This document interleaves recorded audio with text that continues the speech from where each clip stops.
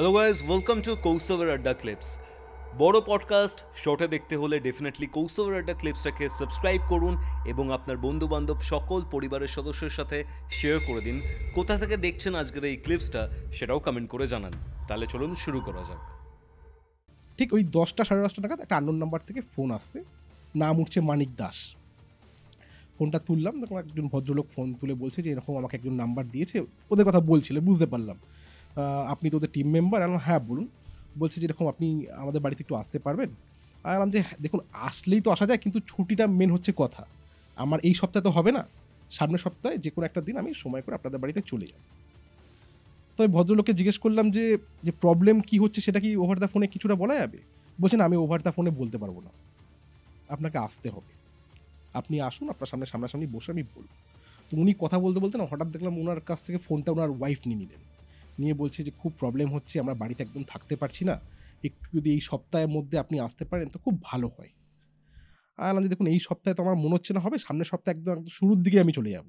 ঠিক আছে, ফোন রাখলাম, কথাবার্তা হয়ে গেল। সেদিনটা মোটামুটি আর কোনো ফোন টোন ওরা করেনি।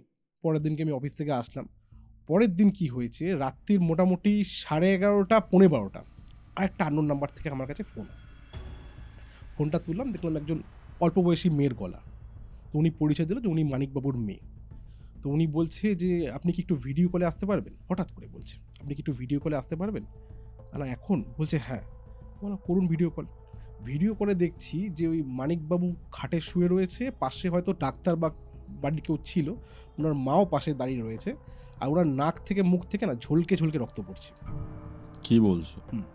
ঝলকে ঝলকে রক্ত পড়ছে। ভিডিও কলেই দেখছো? ভিডিও কলেই দেখছি। তো আমি জিজ্ঞেস করলাম ওনাকে, ওনার এরকম অবস্থা কী করে হলো? বলছে বাবাকে সিঁড়ি থেকে ধাক্কা মেরে ফেলে দেওয়া হয়েছে। তখন ওর মা আবার ফোনটা নিয়ে কাঁদতে কাঁদতে বলছে যে আপনি দয়া করে আসুন, আপনি কালকে বা পরশুর মধ্যে আসুন, নাহলে কিন্তু আমরা হয়তো আপনি যেদিনকে আসবেন আমরা থাকবোও না। আমি এবার অনেক ক্ষেত্রে কী হয়, মানে দেখো তো বহু বাড়িতে আমি গিয়েছি, যেই বাড়িগুলোতে বেশি আমার অ্যাগ্রেসিভনেস থাকে সেই বাড়ি থেকে কিছু পাওয়া যায় না আলটিমেট। আমি জাস্ট মানে টেক ইট লাইটলি পুরোপুরি নিয়েছিলাম। আর ঠিক আছে, কিন্তু সমস্যাটা কী হয়েছে আমি তো বুঝতে পারছি না, ওভার দ্য ফোন আপনারা বলছেনও না। বলছে আপনি কালকে বা পরশু দিনের মধ্যে ব্যবস্থা করুন না। ঠিক আছে, তাহলে আমি চেষ্টা করছি অফিস থেকে তাড়াতাড়ি বেরিয়ে যদি আপনাদের বাড়িতে যেতে পারি আমি অবশ্যই যাব। বলছে আপনি কটা নাগাদ আসবেন? বললাম সন্ধ্যে 7টা 7:30। ওর মা বলছে দোহাই আপনাকে, আপনি সন্ধ্যে 7টা করবেন না, আপনি দরকার পড়লে ভোরবেলা আসুন, আমরা জেগে থাকবো। সূর্যাস্তের পর এই বাড়িতে কেউ আসতে পারছে না। আমরা দেখুন আপনাকে লুকিয়ে লাভ নেই, আমরা একজন তন্ত্র সাধকের সাথে যোগাযোগ করার চেষ্টা করেছিলাম, ওনারা গাড়ি নিয়ে এসেছিলো, বাইক নিয়ে এসেছিলো। ফেরার টাইমে ওদের অ্যাক্সিডেন্ট হয়ে যায়, প্রাণে বেঁচে যায়, কিন্তু অবস্থা খুব ক্রিটিক্যাল হয়ে যায়, আপনি আসতেই পারবেন না 7টার সময়। এবার যখনই কথাটা বলেছেন আসতে পারবেন, আমার একটুখানি খারাপ লেগে গেছে যে আসতে পারবো না, মানে আমি এত বাড়িতে যে আসতে পারবো না। আর আমি 7টা 7:30 পরেই যাবো আমি। এবার বাড়িতে নিয়ে আসার পর উনি মানে একদম গেটের বাইরে দাঁড়িয়েছিলেন, আমি গেলাম ভিতরে দেখলাম যে পুরো বাড়িতে আলো জ্বলছে, মানে কোনো জায়গায় বাদ নেই, সিঁড়ির তলায় আলো, আমি যেখান দিয়ে ঢুকছি গেটটা দিয়ে। আমি পুরো ঘটনাটা শুনলাম, শুনে পড়লাম কি যে এই ঘরটা আমি এখন এই মুহূর্ত থেকে দেখতে পারবো? বলছে দেখুন উনার তো এই অবস্থা, মানে ওনার হাজবেন্ড উঠে বসেছিল, উনি হাতে পায়ে লেগে চলাফেরা করতে পারছে না খুব একটা, বলি দোকানটাও আমরা সেভাবে করতে পারছি না, তো আমরা তো যাওয়ার সাহস নেই ওদের। আমি বুঝতে পারলাম যে যাওয়ার সাহস নেই। নিচের গেট কি খোলা আছে, মানে ভিতরে যে ঘরটা রয়েছে, বলছে গ্রিলটা খোলা আছে, গ্রিলের যে দরজা যেটা আছে ওটা খোলা আছে, মেন গেট বন্ধ, মানে যে গেটে আত্মহত্যা করেছিল সেই গেটটা কিন্তু বন্ধ। আর আমি যে দেখুন আপনাদের আপত্তি না থাকলে আমারও আপত্তি নেই, আপনারা যদি যেতে চান তো খুব ভালো, বা চাবি আমাকে দিতে পারেন যদি কোনো মূল্যবান জিনিসপত্র না থাকে ভিতরে। বলো না সেরকম কোনো ব্যাপার না, আপনি যেতে পারেন, যেহেতু লাইট জ্বলছে যেতে পারেন। ওরা কেউ গেল না। ওই মেয়েটা ওই সিঁড়ির সামনে দাঁড়ালো, আমি নিচে নেমে গেলাম। নিচে নেমে গিয়ে আমি যখন ওই গেটটা খুললাম, হ্যাসকলটা খুললাম, খুলে ঢুকেই আমি না মানে ওদের উপর রাগ হচ্ছিল যে দড়ি কেটেছে ঠিক আছে, ওই গিটটা এখন অব্দি সরাইনি ওখান থেকে, ওই কড়ি কাটে তখন গিটটা রয়েছে, গিটটা রয়েছে, বুঝতে পারছো? হবে না কেন? হবে না কেন, গিটটা রয়েছে, এখনো বাধা রয়েছে গিটটা, মানে যা দড়িটা কেটেছে, দড়িটা কাটার পরে গিটটা এরকম ভাবে বাধা রয়েছে। আমি ওই মেন গেটটা খুললাম, খুলে নিয়ে দেখলাম যে এরকম ওই ঘরেও কিন্তু সেম ঘটনা, ওই গিটটা মানে সরায়নি ওরা, জাস্ট ওটা পুলিশ যেটুকু কেটে নিয়ে চলে গেছে, ডোম ফোম এসেছিল হয়তো, যেটুকু কেটেছে ওটাই, মানে দড়ি নেই, জাস্ট ওই বাধাটা থেকে কিছুটা দড়ি সরে রয়েছে পুরোপুরি। তো আমি ওখান থেকে বেরোলাম, আমি কিছু ফিল করতে পারিনি তখনও অবধি, ঠিক আছে। নিজের প্রতি একটা গর্ব হচ্ছিল ওই টাইমে যে এরা বলছে একরকম, আমার সাথে কিছু হচ্ছে না এখনো অবধি কিছু। আমি বেরোলাম, বেরোনোর পর ওখান থেকে উপরে গেলাম, গিয়ে নিয়ে বললাম যে দেখুন আমি একটা জিনিস খেয়াল করলাম যে আপনারা যে দড়িটা দিয়ে ওনারা আত্মহত্যা করেছিলেন ওটা কিন্তু আপনারা এখন অবধি ফেলেননি, ওটা পুড়িয়ে দেওয়া উচিত, নিয়ম যেটা বলে পুড়িয়ে দেওয়া উচিত। বলছে আমরা খুব একটা ওই ঘরে আর যাই না এখন, হুম হুম এইরকম হওয়ার পর থেকে আমরা খুব একটা ওই ঘরে যাচ্ছি না। আর অ্যাকচুয়ালি এই মুহূর্তে দাঁড়িয়ে ছাদের মধ্যে খুব দাপাদাপি হচ্ছে, ঘরের সামনে দিয়ে দৌড়াদৌড়ি করছি, আর সন্ধ্যেবেলার পর থেকে তো নিচে নামাই যাচ্ছে না, আর এদিকে তোমার হেভি এক্সাইটমেন্ট, তোমার সাথে কিছু কিছু হচ্ছে হচ্ছে না। আমি ভিতরে গেলাম, ভিতরে গিয়ে বললাম যে ঠিক আছে তাহলে আমি কথাবার্তা বলছি, রেকর্ডিং কমপ্লিট হয়ে গেছে আমার, তাহলে আমি কথাবার্তা বলছি, একদিন সময় করে এসে আমরা দেখে যাবো এখানে। হুম বললাম বাথরুমটা কোন দিকে আছে, উপরের ঘরে। বললাম বাথরুমটা কোন দিকে আছে, তো মেয়েটা বললো যে বাথরুমটা সামনেই রয়েছে। ঠিক আছে, আমি বাথরুমে গেছি। এবার দেখো এইসব বাড়িতে একটু সেফটি রুলস ফলো করতে হয়। আমি মোবাইলের টর্চ অন করে নিয়েছি। কেন অন করে নিয়েছি? যে লাইট অফ হয়ে যেতে পারে, হুম লাইট অফ হয়ে যেতে পারে। তো আমি অন করে নিই, বাথরুমে ঢুকলাম, বাথরুমে ঢুকে কোনো সমস্যা হয়নি। বাথরুম টাথরুম করলাম, করে নিয়ে মোবাইলে আলোটা বন্ধ করলাম, করে বেরিয়েছি।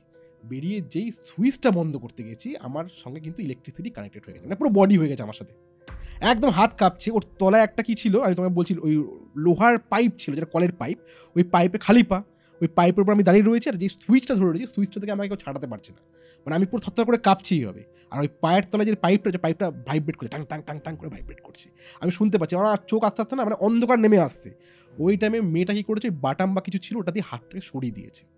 ওনার যে মেয়ে, এই হাতে আমার দেখতে পাচ্ছি দুখানা জায়গা, ও রাইট, এটা ওই টাইমের দাগ, যেটা এখন অবধি রয়েছে। 3টে আঙুলেই রয়েছে। হ্যাঁ, ওই এভাবে ধরে যেমন তো সুইচটা এরকম সুইচ ছিল, হুম, যে সুইচগুলো যে থাকে না নর্মাল, এরকম হ্যাঁ, সুইচ, হ্যাঁ, ওই হ্যাঁ, সুইচ বুঝতে ধরেছি পেরেছি। 3টে আঙুলে পুরোপুরি কিন্তু আমার ওইখান থেকে দাগটা হয়েছে। এটা আগে লক্ষ্য করিনি কিন্তু। না ছিল, হয়তো তুমি আগে ভিডিও দেখলে তুমি বুঝতে পারবে। হ্যাঁ হ্যাঁ হ্যাঁ হ্যাঁ, তো যাই হোক, ওইভাবে যখন ওখানে পড়েছি, আমি পড়ে পুরো সিঁড়ি তার পাশের দেয়ালের মধ্যে পিঠ দিয়ে বসে রয়েছি, আমি কাঁপছি ওইটাই। আমি হুম হুম যে আর কিছুক্ষণ থাকলে হয়তো মোটামুটি যেমন 7 থেকে 8 সেকেন্ড আমি ওরকম ঝুলেছিলাম ইলেকট্রিসিটি কানেক্টেড হয়ে, আর কিছুক্ষণ থাকলে তার প্রাণ সংশয় হয়ে যেত। এইবার আমি ওখান থেকে ওরা তো ভয় পেয়ে গেছে, মা মেয়ে দুজনেই, ওই ভদ্রলোক ওই অবস্থায় বেরিয়ে এসছে। ওরা রয়েছে ঠিক আমার এই পাশে, আর আমার পাশে সিঁড়িটা। আমি জাস্ট ওঠার চেষ্টা করছি, যে আমি ঘাবড়ে গেলে হবে না, আমাকে তো বেরোতে হবে এখান থেকে, ঘাবড়ে গেলে হবে না। আমি ওখান থেকে ওঠার চেষ্টা করছি, জাস্ট উঠবো, ঠিক মনে হলো সিঁড়ির সামনে কেউ দাঁড়িয়েছিল, যে এতক্ষণ দেখছিল ঘটনাটা কি হচ্ছে। সে সিঁড়ি দিয়ে নেমে বেরিয়ে গেল, হঠাৎ করে সে সিঁড়ি দিয়ে নেমে বেরিয়ে গেল।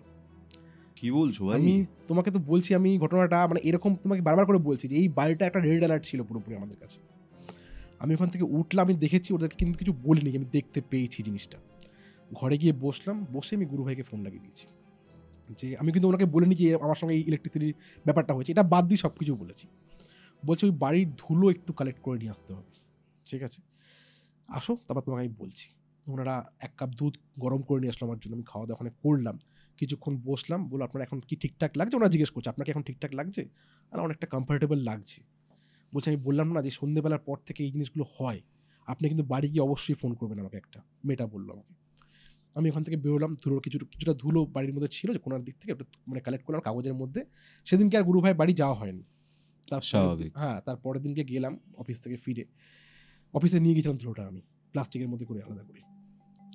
দেখালাম গুরু ভাইকে যে এই বাড়িটা আমরা গেছিলাম, এই বাড়িটাতে পুরো ঘটনাটা বললাম যে এরকমভাবে মারা গেছে একই লাইনে।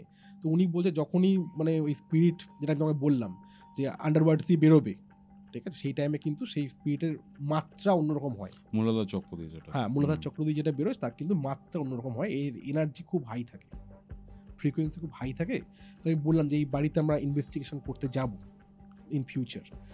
তো বলছে যাস না, বলছে এই বাড়িটাকে স্কিপ করে দে, যেখানে যাচ্ছিস যা, কিন্তু এই বাড়িটাকে স্কিপ করে দে, এটা কিন্তু বিপদ ঘটে যাবে পুরোপুরি। বললাম কেন?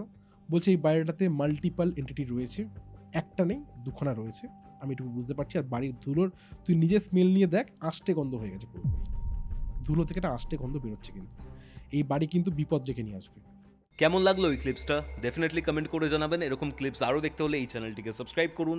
আর হ্যাঁ, পুরো পডকাস্টের লিঙ্ক আপনারা ডেসক্রিপশন বক্সে পেয়ে যাবেন, সেটাও চেক আউট করতে পারেন। কৌস্তবের আড্ডা ক্লিপসের এরকম আরও 2টি এপিসোড দেখতে আপনার মোবাইল স্ক্রিনে আসা ডান দিকের অথবা বাদিকের বক্সে ক্লিক করুন।